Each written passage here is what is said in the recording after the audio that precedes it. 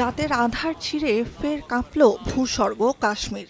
অবশেষে যুদ্ধে জড়িয়েই পড়ল দক্ষিণ এশিয়ার দুই পরাশক্তি। উপত্যকার পাকিস্তানি অংশে বুধবার প্রথম প্রহরে রাত 1:45টার দিকে হামলা চালায় ভারতের সশস্ত্র বাহিনী।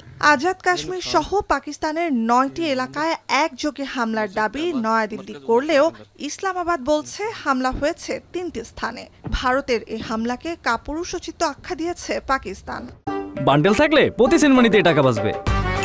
বিকাশ সেনমানি বান্ডেল কিনে জিতুন প্রতি লেনদেনে।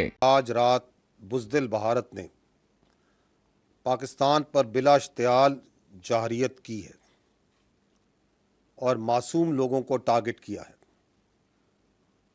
पाकिस्तानी अफवाज पाकिस्तान के अवाम की भरपूर हमायत से इस वक्त दुश्मन की इस जारियत का मुकम्मल और भरपूर जवाब दे रही है और इसको इस जारियत का मुंह तोड़ जवाब दिया जाएगा। পেহেলগাম সন্ত্রাসী হামলার প্রতিক্রিয়ায় 15 দিন পর অপারেশন সিন্দুর নামের এ অভিযান ভারতের। নয়াদিল্লির দাবি, যেসব স্থান থেকে সন্ত্রাসী হামলার পরিকল্পনা ও নির্দেশনা আসত কেবল সেসব স্থানেই আক্রমণ চালানো হয়েছে।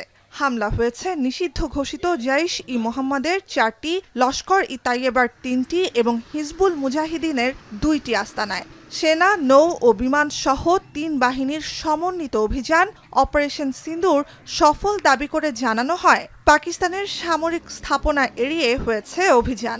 কয়েক দফা শক্তিশালী বিস্ফোরণের পরই অন্ধকার নেমে আসে আজাদ কাশ্মীরের রাজধানী মুজাফফরাবাদে।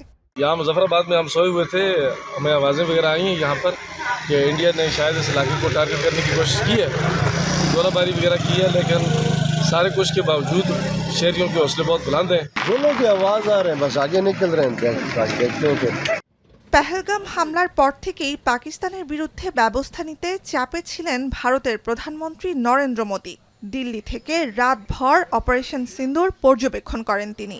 এনডিটিভি বলছে, এ হামলা ভারত সরকারের অভিযানের প্রথম ধাপ। পাকিস্তানের প্রতিক্রিয়ার ভিত্তিতে বাড়বে অভিযানের পরিসর। बहुत अच्छा था ये जो काफ़ी दिनों से हम इंतज़ार कर रहे थे कि कुछ ना कुछ जवाब जो पाकिस्तान को देना है, तो ये आज मकबूल जवाब दिया है भारत ने और हमें बहुत खुशी है कि विद प्रूफ इस बार हुआ है, कोई सबूत भी नहीं मांगेगा इसका। जो दिल में हमारे दर्द था, उस दर्द में हमारे मलहम लगा है और निश्चित तौर पर मुझे ऐसा महसूस हुआ है कि शुभम की आत्मा को आज सच्चे तौर पे आज शांति मिली है। যুদ্ধ আতঙ্কের মধ্যে জম্মু কাশ্মীরে বন্ধ রয়েছে সব শিক্ষা প্রতিষ্ঠান।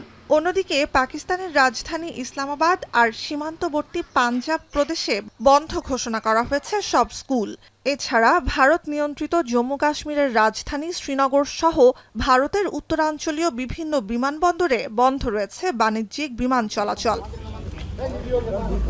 ভারতের হামলায় তাৎক্ষণিকভাবে 2 শিশুসহ কমপক্ষে 8 পাকিস্তানি নাগরিক নিহতের খবর নিশ্চিত করেছে ইসলামাবাদ। পাল্টা জবাবে জম্মু কাশ্মীরে ভারতীয় বাহিনীর 5টি যুদ্ধবিমান ভূপাতিত এবং ব্রিগেডের হেডকোয়ার্টার ও কয়েকটি নিরাপত্তা চৌকি ধ্বংসেরও দাবি করে পাকিস্তানি সেনাবাহিনী। So we are giving our armed forces, the ground forces, the air force are giving all the necessary responses to defend the territorial integrity and sovereignty of the Pakistan. And so far, I can confirm you that 5 Indian aircrafts, including 3 Rafale, 1 Su-30 and 1 MiG-29 have been shot down, and 1 Heron drone has also been shot down. অন্যদিকে কাশ্মীর সীমান্তের নিয়ন্ত্রণ রেখা এলাকায় পাকিস্তানি সেনাদের গুলিতেও প্রাণ গেছে বেশ কয়েকজন ভারতীয়র। ভারত নিয়ন্ত্রিত জম্মু কাশ্মীরের পেহেলগামে 22 এপ্রিলের সন্ত্রাসী হামলায় 26 পর্যটককে হত্যার ঘটনায় এ অভিযান মোদী সরকারের। 2019 সালের পুলওয়ামা হামলার পর সবচেয়ে বড় সন্ত্রাসী হামলার শক্ত জবাব দিতে ভারত অঙ্গীকার করলেও বড় ধরনের শক্তি প্রয়োগ থেকে গেল 2 সপ্তাহ বিরতই ছিল দুই দেশ। নুসহাত কামাল, এখন বিশ্ব।